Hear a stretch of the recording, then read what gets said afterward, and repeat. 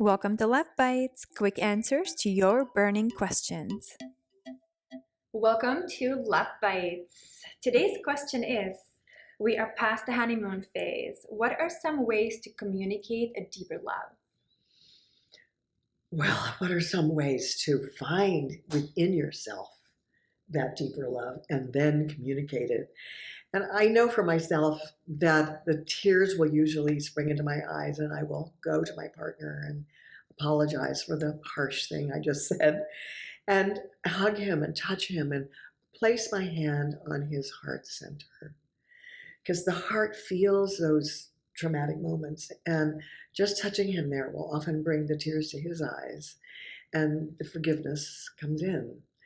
And I think a long relationship, lasting love, is a series of moments of forgiveness. Oh, absolutely. Yeah. And in long-term relationships, as you say, you're past the honeymoon phase, we tend to forget that love is usually not the problem. It's the lack of connection and communication and tending to that garden, right?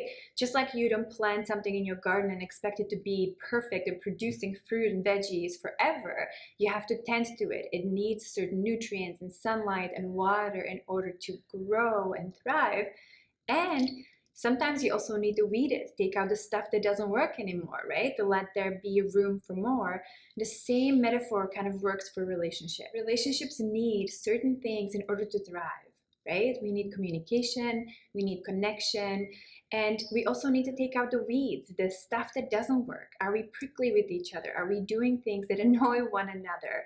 And in the beginning, in the honeymoon phase, as you call it, we used to do different things, right? When we first met, we were touchy and feely with each other. We couldn't wait to see one another.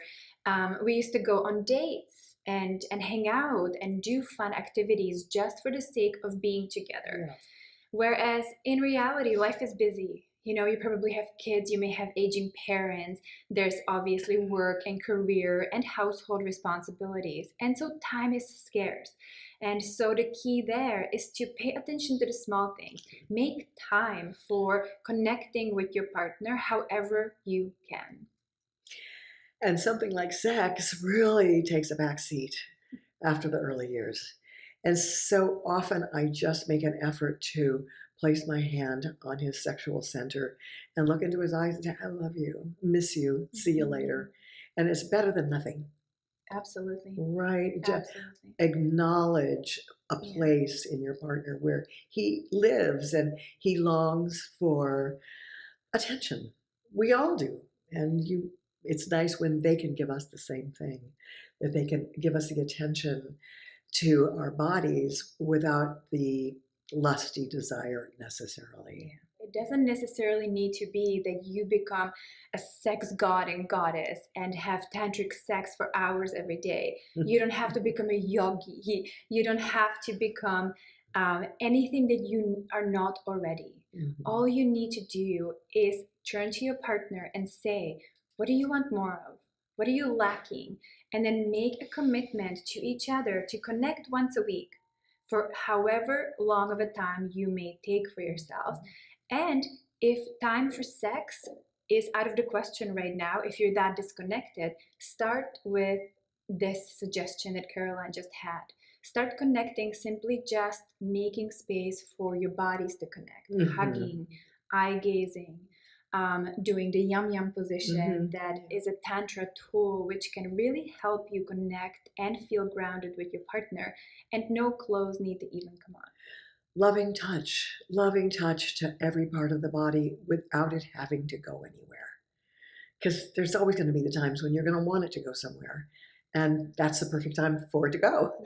But in the meantime, so often with couples, when women are having issues with breast cancer, and we teach the men to start massaging her breasts every day with her best face cream, her most expensive lotion, or you go pick one out, and massage her breasts to keep them healthy.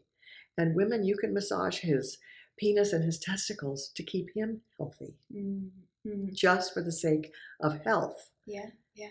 without any Yeah, expectations, without any without expectation. anything else. And just that little change to your day, to your week, even if you do it once a week, will make both of you feel more connected, but it will also make each of you feel loved Yeah. and taken care of and like you matter. And sometimes in long-term relationships, that is the one thing that people stop feeling. They stopped feeling like they're loved, like their feelings matter, and that's when the relationship starts falling apart.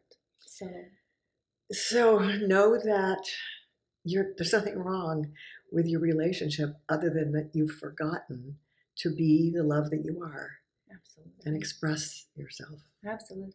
If you would like to dig deeper into how to reconnect with your partner, we have an amazing program available. It's called Bliss, a masterclass of pleasure. You can download it at the link below at modernlovetantra.com. We guide you through every step of the way on how to reconnect with your partner, how to recreate that bliss in your life, and get back to that honeymoon stage of your life.